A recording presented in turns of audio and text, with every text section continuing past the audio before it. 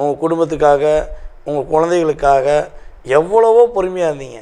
ஆனால் பொறுமைக்கு ஒரு எல்லை உண்டுங்கிற மாதிரி தான் இப்போ மனசுக்குள்ளே ஒரு தாட் இருக்குன்னா அந்த நிலை மாறப்போகுது.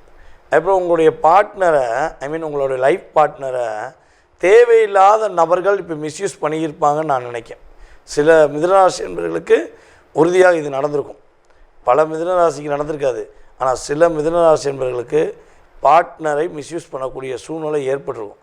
ஸோ அப்படி யாராச்சும் உங்களுடைய கணவரை அல்லது உங்களுடைய மனைவியை தேவையில்லாமல் தன்னுடைய பேச்சாற்றல் மூலமாகவோ இல்லாட்டி ஒரு அழுத்தம் மூலமாகவோ லாக் பண்ணி வச்சுருந்தாங்கன்னா அதை அப்படியே உடைச்சி உங்களுடைய பார்ட்னர், அதாவது உங்கள் லைஃப் பார்ட்னர் உங்கள் மேலே அன்பு காட்டி உங்களுக்காக தான் அவங்க வாழ்கிறாங்க அப்படிங்கிறத அவங்க மீண்டும் என்ன பண்ண போகிறாங்க, ப்ரூஃப் பண்ண போகிறாங்க.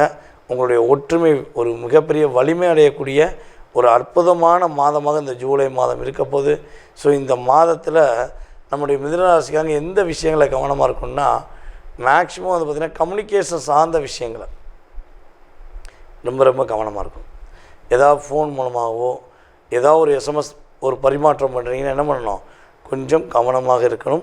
அதே போல் உங்களுடைய அப்பா வழி உறவுகள்கிட்ட தேவையில்லாத விவாதம் பண்ண வேண்டாம், பொறுமையாக இருங்க. இந்த மாதம் ஏற்றமும் மாற்றமும் முன்னேற்றமும் தரக்கூடிய ஒரு அற்புதமான ஜூலை மாதமாக இருக்கப் போகிறது என்பது நிதர்சனமான உண்மை.